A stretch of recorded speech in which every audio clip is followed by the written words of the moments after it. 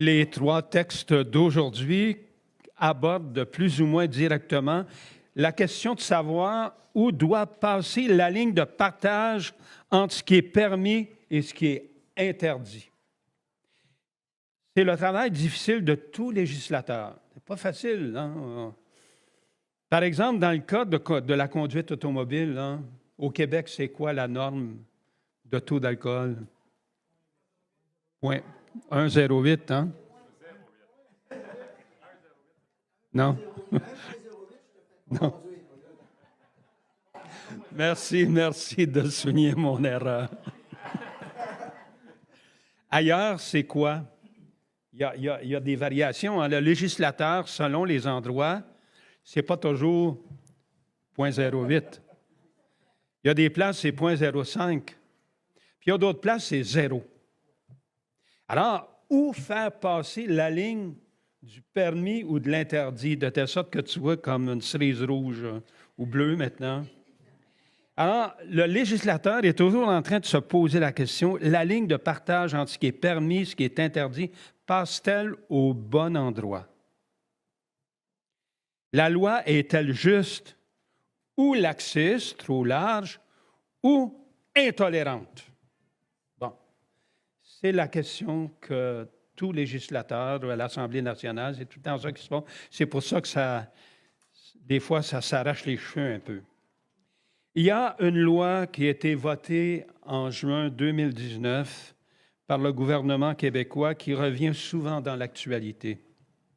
C'est la loi sur la laïcité de l'État, qui vise, entre autres, l'interdiction de porter des signes religieux par des employés de l'État, comme par exemple les enseignantes musulmanes. Je ne suis pas pour le voile. Hein. Les enseignantes musulmanes dans le cadre de leur travail dans les écoles, ce qui n'est pas le cas dans d'autres endroits des lieux publics. Tout ça.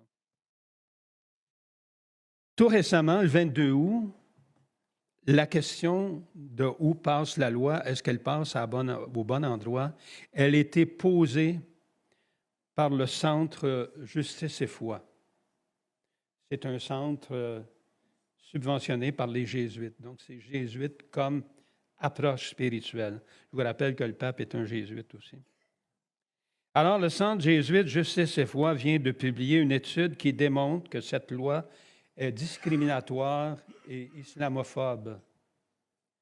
C'est des chrétiens qui nous disent ça, des chrétiens qui ont fait une analyse. Moi, je me pose la question, oui, cette loi-là, est-ce que je trouve que l'étude du Centre Justice et Foi est juste par rapport à ça? En tout cas, comme chrétien, il faut que je me pose des questions. Alors, dans ce cas, est-ce que la ligne de partage entre ce qui est permis et ce qui est interdit passe à la bonne place? C'est ça, dans le fond, que le texte, d'ailleurs, qui est disponible sur le web. Revenons au texte biblique d'aujourd'hui. Dans la première lecture du livre de l'Exode, ce qui est en jeu, c'est l'interdit le plus fondamental de l'Alliance. Le premier des 10 commandements, « Tu n'auras pas d'autre Dieu que moi, et par conséquent, tu ne te feras pas d'idole. » Et tout à coup, le peuple vient d'écouter ça, puis ils sont fait des idoles. Pas de veau d'or qui va te faire vivre dans l'illusion de contrôler ton avenir. Tu ne contrôles pas Dieu. Alors, quand tu fais des idoles, tu as un contrôle sur le Dieu imaginaire. Dans ce cas, il est incontestable que la ligne de partage en ce qui est permis, ce qui est interdit, passe au bon endroit. Tu ne t'offres pas. Alors, croire en un Dieu unique, avoir des comportements polythéistes, ça ne marche pas ensemble. C'est la même chose pour un chrétien, un baptisé. S'il ne croit pas que Jésus est le Fils de Dieu, il n'est plus chrétien. Bon, vous ne vous souvenez pas quand vous avez été baptisé, puis moi non plus, je ne m'en souviens pas. Il y a une question qui a été posée. Crois-tu en Dieu, Père, Fils et Esprit? Cette question-là a été posée à nos parrains. Bon, si vous avez été des catéchumènes, adultes, bien, vous savez quel genre de question vous a été posée. Alors, c'est une loi fondamentale de laquelle on ne peut pas déroger. Bon, dans le Coran, c'est pour ça que je ne peux pas être musulman. Je ne peux pas être musulman. il est dit que Jésus ne peut pas être fils de Dieu. Alors là, on voit la différenciation entre les deux religions. Ça ne veut pas dire que ce n'est pas du méchant monde, hein? C'est du bon monde. Mais au niveau du permis et de l'interdit, pour nous, les croyants, nous sommes croyants chrétiens si nous affirmons que Jésus, Fils de Dieu, a été incarné, il est né de la Vierge Marie. La suite du récit nous raconte que Moïse supplie Dieu. Hein, là-dedans, là, Dieu est en colère. Hein. Ne te mets pas en colère contre ton peuple. Ça nous semble bizarre aujourd'hui que Dieu est sujet à la colère comme n'importe quel d'entre nous.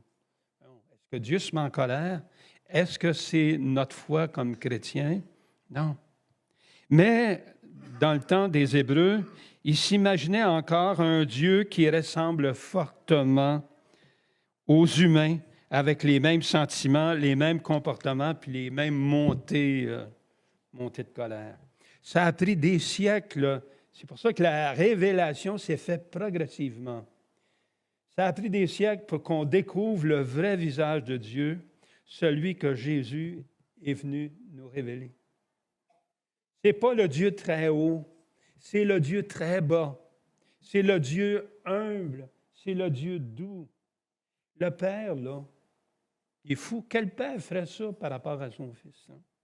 L'Évangile d'aujourd'hui nous présente Jésus qui est critiqué par des pharisiens, par des scribes, parce qu'il déplace la ligne de partage qui permet d'inclure ou d'exclure de sa liste les invités à sa table. Ces pharisiens, ces scribes récriminaient contre lui, nous dit l'Évangile d'aujourd'hui. Cet homme fait bon accueil aux pécheurs, il mange avec eux. Alors Jésus essaie de leur faire comprendre par 3 paraboles que son attitude d'ouverture par rapport à la règle du pur et de l'impur amène plus de joie, plus de vie, plus de bonheur si tu n'en tiens pas compte.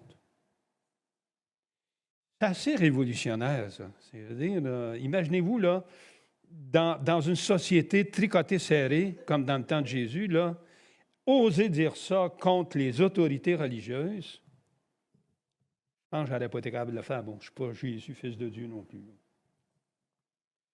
Tous les 3 personnages des 3 récits, Jésus se met en scène.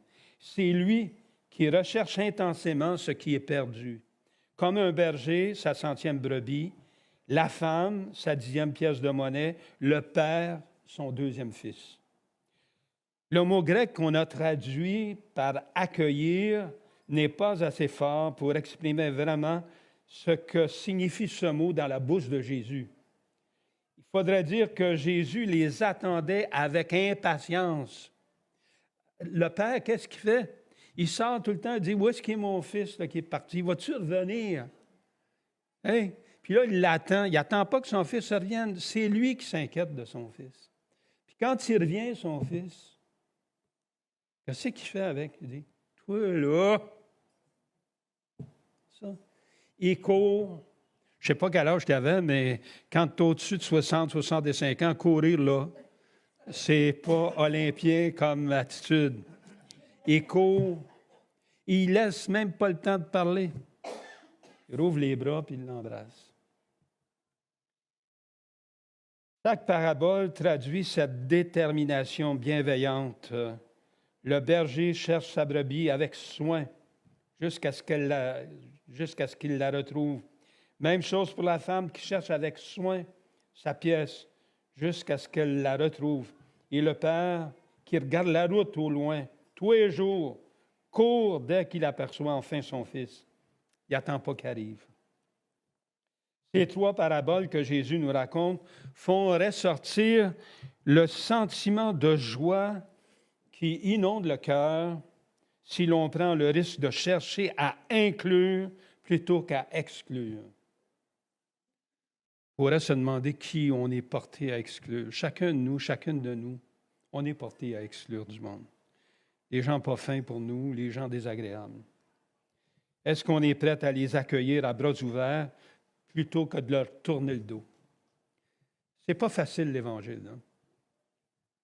Aujourd'hui, l'Évangile nous invite à porter le regard sur les personnes qui se sentent exclues par la loi sur la laïcité de l'État québécois. On peut ne pas être d'accord avec le fait que des femmes portent le voile. On peut être même en colère par rapport à des hommes qui contrôlent ces femmes-là. On peut être en colère aussi par rapport à tout ce qu'on entend parler par rapport au féminicide. Mais est-ce que pour autant, on ne doit pas avoir l'attitude du Père, plutôt qui aurait pu se mettre en colère, une colère légitime? L'Évangile nous fournit l'occasion de nous demander quelle est notre réaction spontanée quand nous nous retrouvons face à des personnes qui, par leur habillement, nous choquent, viennent nous heurter.